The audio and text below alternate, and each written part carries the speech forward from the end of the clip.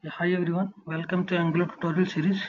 So in this video we are going to cover the alternative of $HTTP. Whenever we need to send a call to the backend, we usually use $HTTP.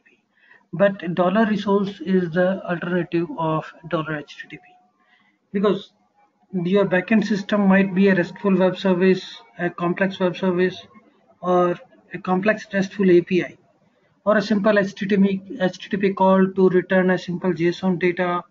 So it depends on your requirement that you are going to use a $HTTP for the simple traditional view of calling, or if you are calling some RESTful services, then you need to use a dollar resource. So we will take a look what is the difference between both different kind of calls. So in $HTTP is what we are doing. We are just specifying the method $HTTP.get.post.put.delete, and we are specifying the URL. And if it is a post request, then we are sending the data with this request.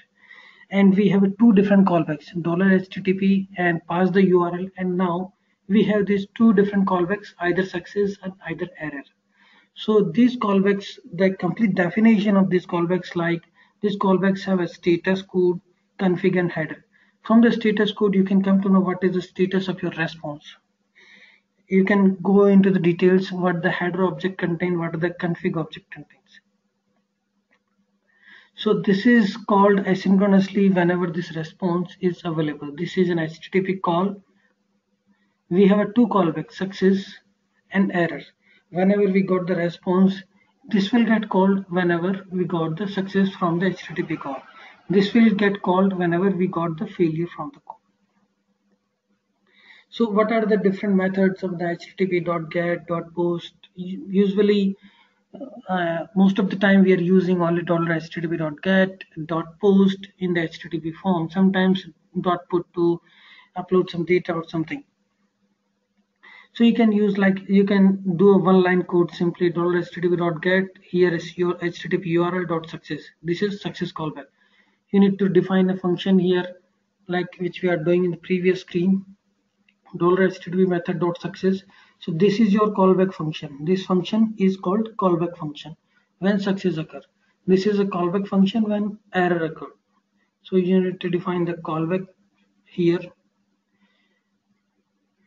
You can do HTTP also provide the caching mechanism. This is just a syntax which you need to specify, like cache equal to true. It means it will do the caching of this API, whatever the data you are fetching, it will store that to the cache as in browser cache. So this is HTTP caching. But now we will take a look what is the major difference between $HTTP call and $resource call. Because in the Angular, somewhere you will see $resource, somewhere you will see $HTTP. It's true that whatever you are doing with the dollar resource also possible with the dollar HTTP. But Angular provide this facility. Angular provide this module, separate module, because if you are using dollar $HTTP, there is no need to introduce any module. It is a predefined or it is inbuilt function of Angular. But if you want to use dollar resource, then you have to inject this module. This is ng resource. You will find in Angular docs or Angular website, it's a separate module, Angular resource.min.js. You have to include in your project, and you have to inject this module in your main module. Angular resource.js, download it, store it in JavaScript folder, include it in your HTML, and inject this ng resource in your main module to use this library. Now, what is the difference between dollar resource and dollar HTTP?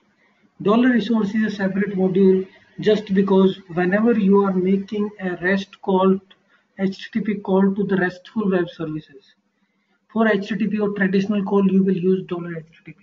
But to make a call to the RESTful web services, you will use a dollar resource. In the dollar resource, you just need to, it's just not a new concept, it's a same. You need to specify the URL of your HTTP web service or RESTful call, dollar resource, pass that parameter. Now it will do a action. You can define action in this call. You can define whatever the data you are sending with the call. If it is a post, then you will be sending some data with your URL. So these are the different methods that it supports. This is the action. So just take a look on this simple call. In this $resource, you are calling to this HTTP RESTful web service URL endpoint, and you are passing this user ID as a parameter. So here the difference comes if you are calling HTTP RESTful services, where you need to pass a path parameter or URL parameter. Like you are passing a user ID with some value. So here in this call, what you are calling /user/user ID, and user ID you are passing equal to ID. So in the backend HTTP REST call or RESTful web services, we need to pass the dynamic parameter. This is like URL parameter. You need to pass the URL parameter value in the HTTP URL. So in that case, it is better to use the $resource, which is fully optimized for RESTful calls.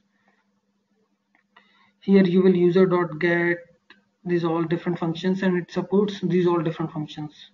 Like get, you will use a method get. For query, you will method get and is array equal to true. So we will take a look what this query is. So whenever your call is returning some JSON data can be in form of array or can be in form of object.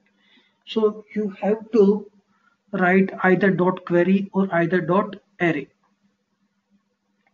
So it will be better if I give you the practical example of this to make you fully understand on this.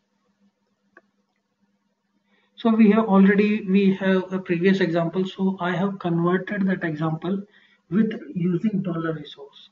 So to use the $resource, first you need to inject ng resource here, and you need to inject a $resource here also.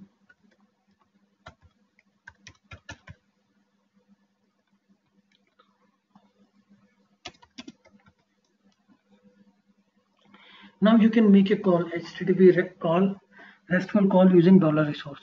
It is the same way of firing a call, $resource URL. It is a by default, it is a get call, get request. So dot query is returning a JSON array to it. Now you are writing a promise over it. So if it is resolved, then you are writing differ object dot resolve. If it is failed, then you are writing differ object dot reject.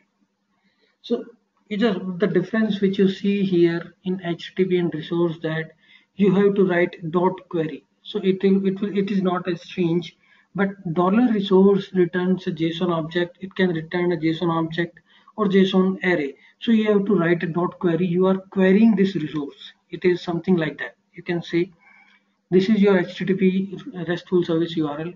You are doing a query on this resource, and it is returning you a promise, which if it is resolved, then you will write this. If it is rejected, then it will execute this. So from this factory, this is the same factory from where we are calling HTTP call. Now we changed it using $resource. In $resource, we pass the URL and dot query. So we are querying this resource and returning a promise. So if this promise is resolved, then it will execute. Otherwise, it will execute. So from this submit application form, we are returning a promise. Differ object dot promise. So in this controller, what we are doing, we are checking only if we got the promise data.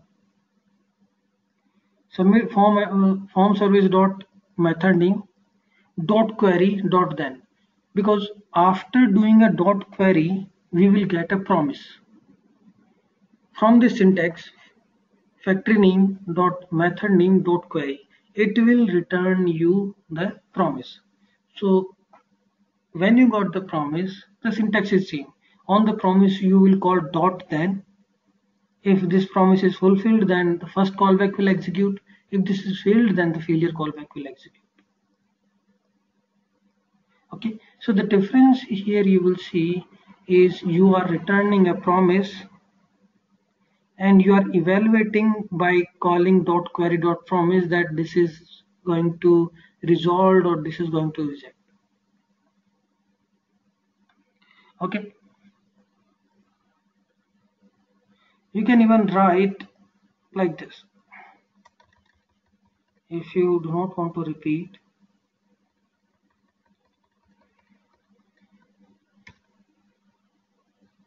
then you need to return this one.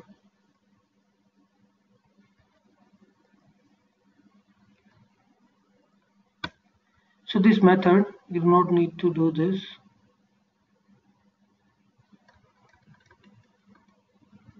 It will automatically handle because it is returning a promise. So if the promise is resolved, then it will call the callback. So it is returning a resource by doing a query, and that resource, if that resource is resolved, then it will call this callback first callback, otherwise it will call this second callback. So there are different ways of writing the Angular promise. Here we are writing this using $resource. So here we are doing a query and trying to get if this promise is resolved or rejected, and then we are returning a promise. Otherwise, if you are not doing this, then you have to do the same thing in your controller to check if the promise is resolved or not. If you just write this thing and if you return only this thing, then in your controller code you need to determine that this query or this promise is getting resolved or rejected. You have to write 2-3 more lines. You have to create a differ object and you have to check if differ promise is being resolved or rejected. So it is better to write this code in the factory, because now this is a common factory. This can be used anywhere you want. You just need to do service name dot function name dot query. So it will return you the promise. On that promise you can write either reject or resolve using .then. So that's all. This is just an alternative to use in a $HTTP. You can use either $HTTP or $resource, or you can use both. So it is not like that whatever you are doing with $resource you can't do with $HTTP. You can use $HTTP also, but $resource has its own benefits while executing the HTTP REST calls, because if you are executing some URL in HTTP REST call, then you just need to write equal to this and you are passing this as a parameter. So this is the difference between HTTP calls and $resource. For RESTful web services, it is a better approach to use $resource in place of $HTTP. So that's all for this. Thank you all.